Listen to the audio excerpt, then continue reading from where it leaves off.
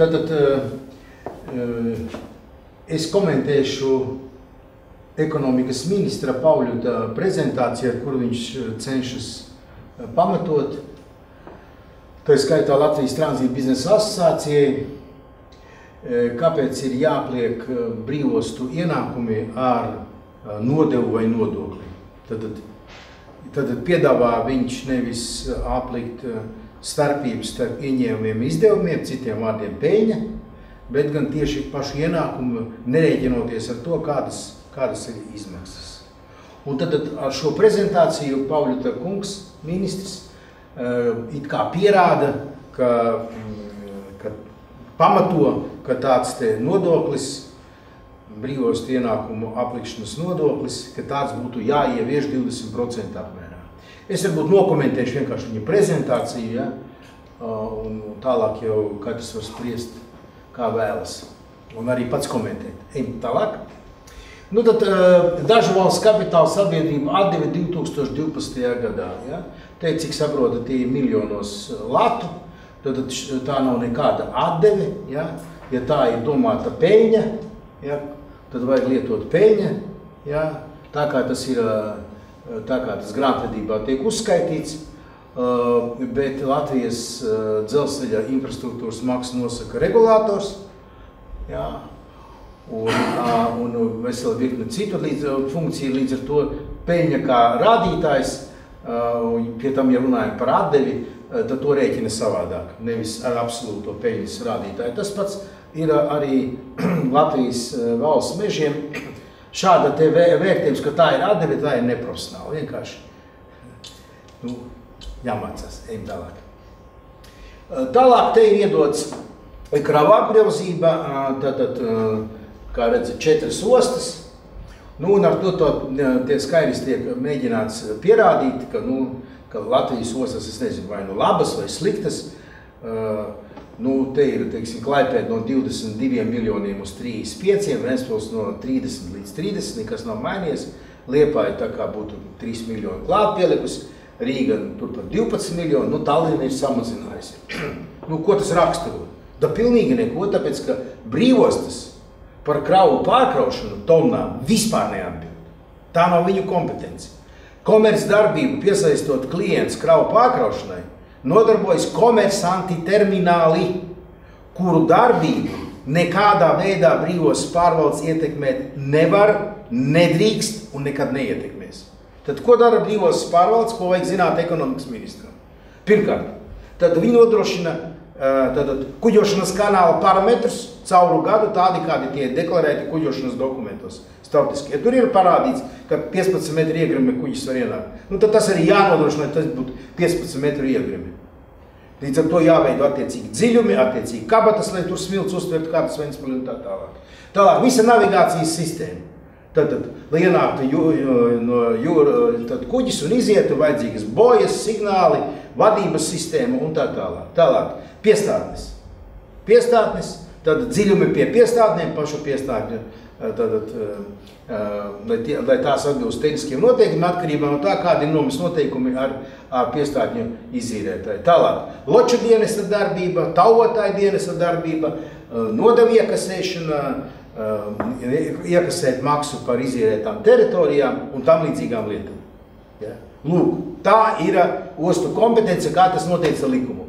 Tonnas nav brīvostu kompetence. Piemēram, Ventspils, ja mēs paņemam, tad 2003. gadā aiztaisīja Krievija cauruli uz Ventspili, novadot to uz Primorsku. Ko tur var darīt brīvos pārvaldē? Pieteikt karu Krievijai.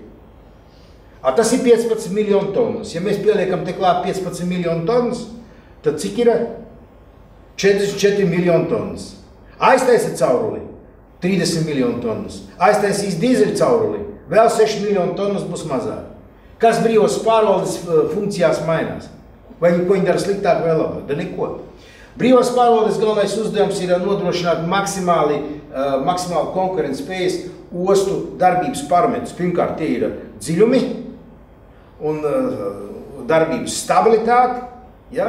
Pieņemsim, ja ir ledus apstākļi, kā tas ir, pieņemsim, Rīgas līcī, lai tur nebūtu tā, ka iestrēgst 30-40 kuģi ledu un dienām stāv, tāpēc, ka krava jānogādā pie patērētāja kaut kādā konkrētā laikā. Ejam tālāk. Apgrozījums ostā. Nu, tātad apgrozījums, ko nozīmē ostā? Nu, pirmkārt, tā nav osta, tā ir brīvosta, ja? Vai ostu pārvaldēs, pareizāk sakot. Nu, un tas, ko tas raksturo? Da neko tas neraksturo, un tie absolūti nesalīdzinām lielumi. Tieksim, Tallinna. Tallinnai ir prāmi, galvenais biznesa prāmi satiksme no Tallinnas ostas uz Helsinki. Nu, vai tu var Rīgas prasīt, lai būtu, tad, ja būtu Sāremā būtu Stokholma atrastos, tad jā, tad būtu varētu runāt par konkurenci. Bet Sāremā nav un neatradīsies Stokholma, tā atrodas pāri jūrai, pilnīgi cits stāsts. Ja? Vārdsakot, šos rādītājs nevar salīdzināt nesalīdzināmas lietas, pilnīgi dažāda struktūra. Un tad rēķina ieņēmums uz 1 tonu. Kāds sakars uz tonu? Es jau teicu, par tonnām brīvosta neatbild, un šī struktūra veidojas pilnīgi savādāk. Cilvēks, teiksim, prāmi satiksmē Tallinna, Helsinki. Vai tad cilvēks rēķina tonnās ieņēmumi? Nu, cik mēs kopā ar jums te veidojam tonnas? Nu, absurds, marazums atvainojiet. Nu, ja nezinu lietas, tad nevajag par tām runāt. Ejam tālāk. Tālāk. Nodarbinātība. Es saprotu, brīvos pārvaldēt, cik strādā. Nu, nezinu. Tallinnā strādā 350, Ventspilī gandrīz 300. Nu, ko tas raksturo? Atkal te ir dažādas funkcijas.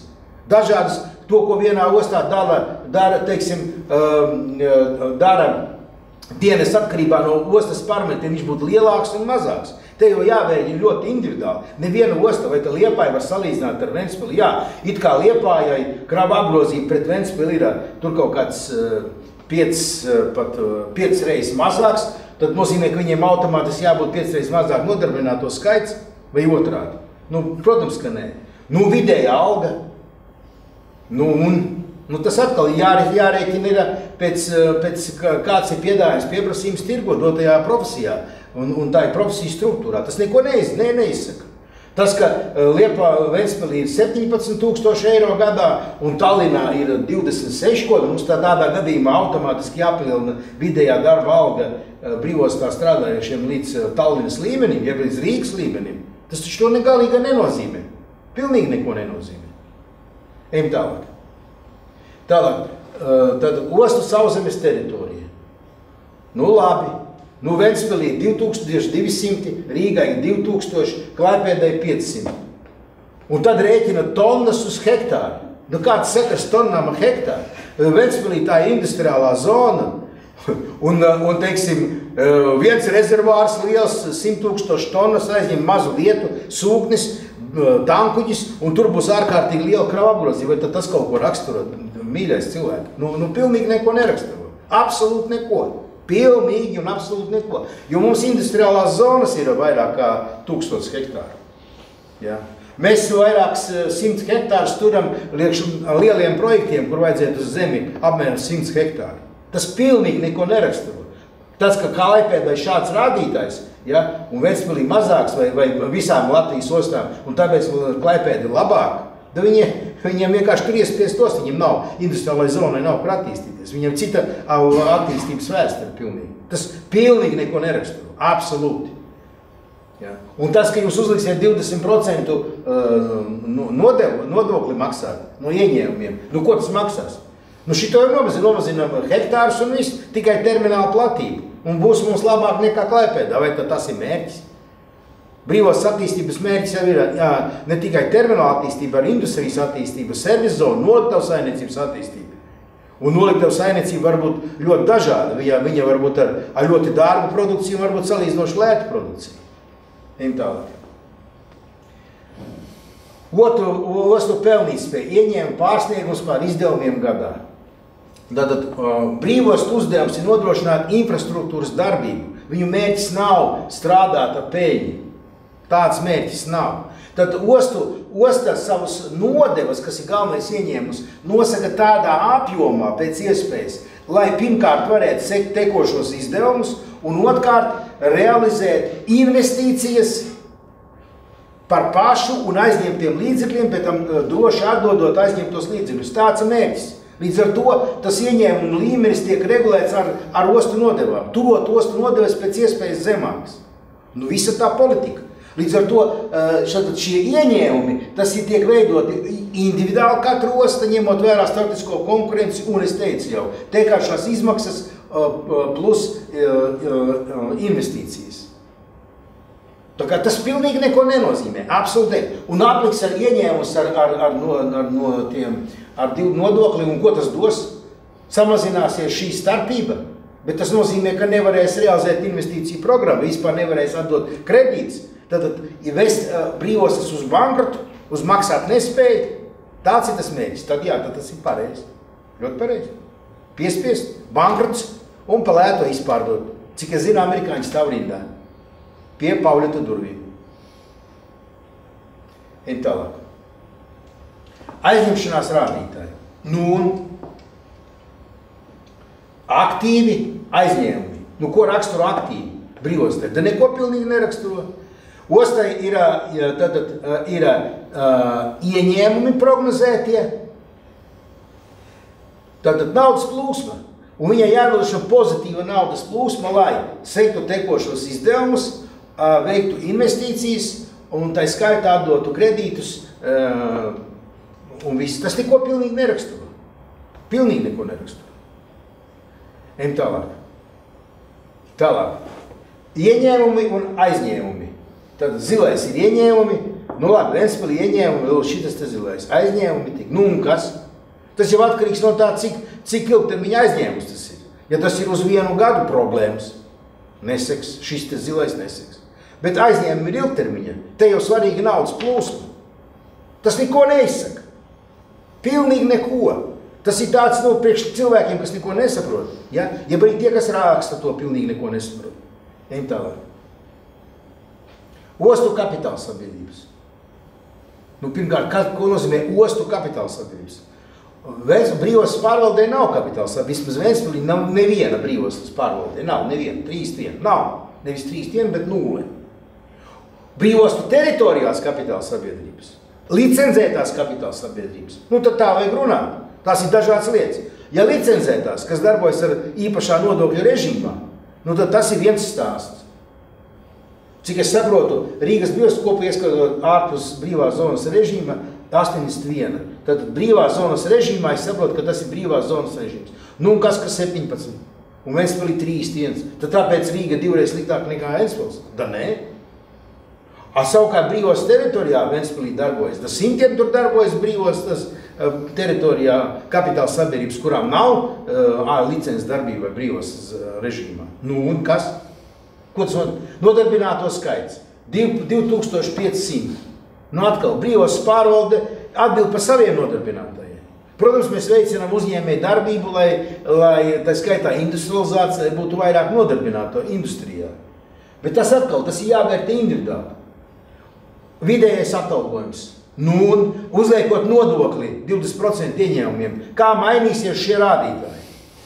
Nu kā mainīsies rādītāji? Ja šeit, teiksim, ietilps Ventspils naftas termināls, kuram ir savi ieņēmumi, savi izdevumi, sava peļņa, kā mainīsies uzliekot 20% nodokli? Nu kā? Da nekā.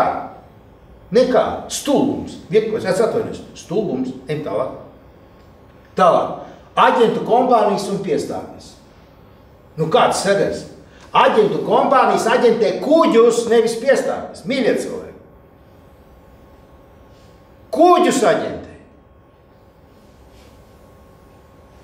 Un tas, ka Ventspilī 19, Rīgā 28, tad kuram ir labāk? Rīgai 28.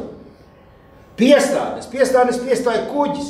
Vienas piestādes var piestāt katru otro dienu kuģis. Ja tas ir prāmis, viņš var piestāt katru dienu. Viņš var piestāt 2 reizes dienā. Un citā piestādnē piestāja, teiksim, 100 000 vienreiz mēnesī. Un kopā gadā ir 1,2 miljonu tonnas. Tad kurš labāk? Cik vajag aģentu? Nu, tas pilnīgi neko neizsaka. Absolūti nemaz. Pie tam piestādes. Piestāde var būt 100 metru gala un var būt 350 metru gala. Abas ir piestādes. Tad kura ir labāk? Un ko mainīs šitas te viss rādītāji, ja uzliks 20% nodokļu? Jūs man pasakiet. Ejam tālāk. Kāpēc Rīgas ostā nestrādā Merks un visādas kompānijas? Rīgas brīvosta nedodarbojas ar Merks. Merks strādā ar konteineru terminālu, kas ir privāta kompānija. Un tur brīvos pārvaldē nav nekāda teikšana. Savus partnerus izvēlas termināls, kas ir privāts, un brīvos pārvaldē nedrīkst tur maisīties iekšā. Pauļus var nopirkt to Rīgas terminālu konteineru, un tad strādāt ar Merks. Tā viņam jāstāv pie ratiem. Tā nav viņa darīšana, ko privāta kompānija izvēlas. Tāpat kā Loginovs neko nevar darīt. Lembergs vai pat Džordžs Bušu jaunākais vai pat Obama. Triecienu Sīrijai viņš var izdarīt. Pateikt, kad Rīgas brīvostā jāstrādā terminālu un konteineru ar Merks, viņš nevar. Nav tāda tiesība. Kāpēc iepatīk pārtraukta līguma ar virkni konteineru pārdātāju Rīgā? Bet pāriem nereti līgums slēdz uz gadu. Tad konteineru pārvadātāji jau, es saku, strādā ar termināliem. Ejam tālāk. Ostu pārbaužu maksājumi pašvaldības un valsts budžetos. Ostu maksa pašvaldībām. Likumu jau 20 gadus ir noteicis, ka 10% no, ne visiem, bet daļas no ostu nodevām tiek ieskaitīti pašvaldību budžetos, lai pašvaldības būtu maksimāli veicinātu brīvostas attīstību, teiksim tā. Tas ir sevi attaisnojis. Iedzīvotāji ienākuma nodoklis. Sociālās iemaksas. Bet tā jau nav vienīgi, ja tu par, ko tas raksturot? Tas jau iedzīvotāju ienākuma nodoklis saistīts ir ar nodarbināto skaitu, nevis ar ostu nodevām. Tī darba spēka nodokļi abi divi. Tos maksā nodarbinātais vai darba devējs. Kāds tam sākars ar ostu nodevām, kuras maksā kuģa īpašnieks? Pasakiet man. Nekāds sakars ar to nav. Pilnīgi nekāds. Jūs uzliksiet 20% nodevu, iedzērt nodoklis no tā nemainās, jo tas ir nodarbināt darba spēka nodoklis. Sociālais nodoklis arī no tā nemainās. Atgrozījums arī nemainīsies. Vienkārši no šeit 20% noņems nost un mazāk paliks brīvostai savas funkciju nodrošināšanai. Viss stāsts. Ejam tālāk. Tirgus daļa reģionā. Ko tas raksturo? Neko tas neraksturo. Bija Ventspilī 27, te ir 9. Labi. Uzsluga. Kur ir uzsluga? Tā. Uzsluga vispār nebija 2000. gadā. Krievi uzbūvēja uzslugu. Pie tam tie veci dati. Tagad katru mēnesi uzslugā apgrozīt pieaug par 1,5 miljonu tonu. Ko mēs varam izdarīt? Ko var izdarīt Loginovs?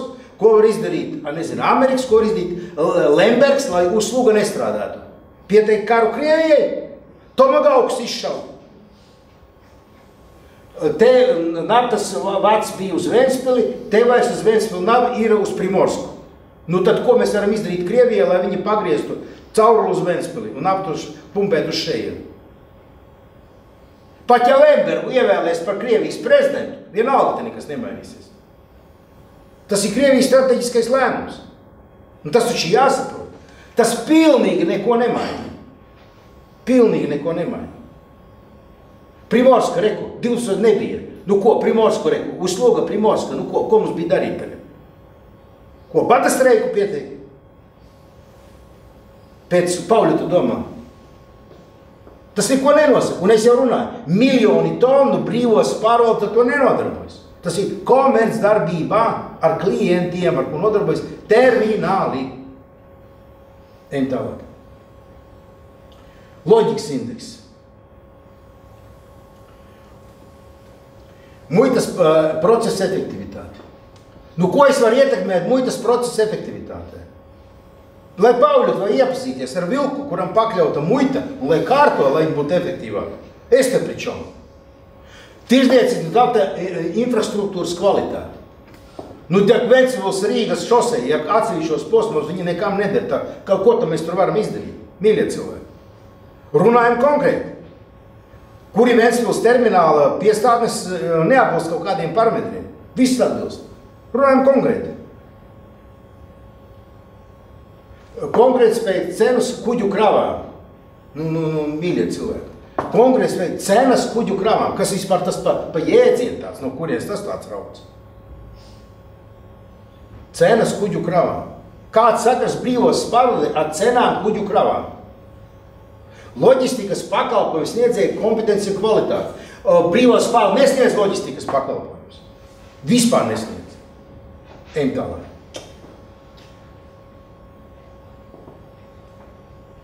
Nu, es nezinu, vidējais konkurss iesniegšu termiņš 9 dienas. Es nezinu, kas par konkursiem tur iet runa.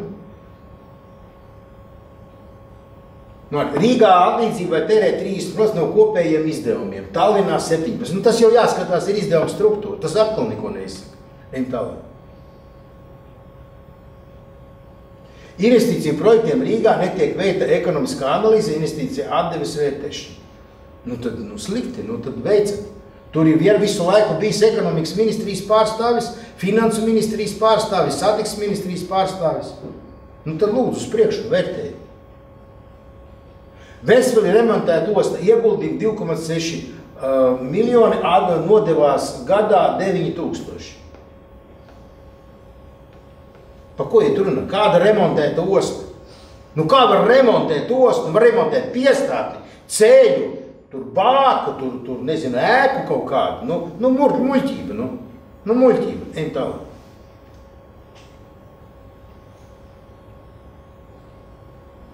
Galvenā kuģu ceļa padziļināšana sadalīta 3 posmos. Es saprotu, ka iet runa par Rīgām. Uzliekot 20% nodokli, kas te mainīsies? Ka būs tad 1 iepirkums, nevis 3. Tas neko nemaina. Varbūt būs 5. Ejam tālāk. Atkal iepirkumi, bet iepirkumi, uzliekot nodokli, maksāt iepirkumu politika, tā jau nemainās. Tas jau ir pilnīgi cits jautājums. Ejam tālāk. Konkurences pārkāpumi. Tāpēc ir konkurences padome, lai viņi tur cīnās. Tāpēc ir tiesiska valsts. Ja kāds uzskata, ka pārkāp, tādā gadījumā sūdz konkurences padomē, konkurences padome var uzlikt sodu, ja tas ir pamatots un to nomaksā brīvos pārvalde, tā vainīgās amatpersonas var saukt pie visa veida atbildības un tā tālāk. Ejiet tiesisko celi, tāpēc uzliekot 20% nodokli, jo konkurences pārkāpumi nekļūst ne vairāk, ne mazāk. Kāds tam sakars? Ejam tālāk. Ostu maksā apstiprināšanas kārtību. Uzliks 20%, maksas kārtība mainīsies. Tas jau normatīvā aktā noteica. Tā ir pilnīgi cita lieta. Kāds sagars ar ostu 20% nodokļu ostu ienākumiem, brīvostu ienākumiem. Ejam tālāk. Latvijas ostu pilnveidošana. Kāds uzliks 20% nodokļu, kas mainīsies šajos virzienos? Tā pilnīgi nekas. Ejam tālāk. Ejam tālāk. Viņš šāds cits ostas analizē. Tas ir, kad iepazīsies, mēs, ka veidojām Latvijas likumu par ostām, tas bija 20 gadu atpakaļ, mēs jau pētījām pieredzi, mēs izvēlējām par pamatu Beneluksa valstis. Rekuri, te ir profits un uz profits uz 1 tonu. Es jau runāju par tonām brīvos spāldē nav nekāda sakara. Un profits ir atkarīgs no tā, cik ir vajadzīgs investīcijām un cik vajadzīga nauda, lai atdot kredīts. Punkts. Ejam tālāk. Viss. Tad mans secinājums, ja? Ja ekonomikas ministrija neēdz pa brīvostām neko, tad vajag pievērt muti un klusēt. Paldies.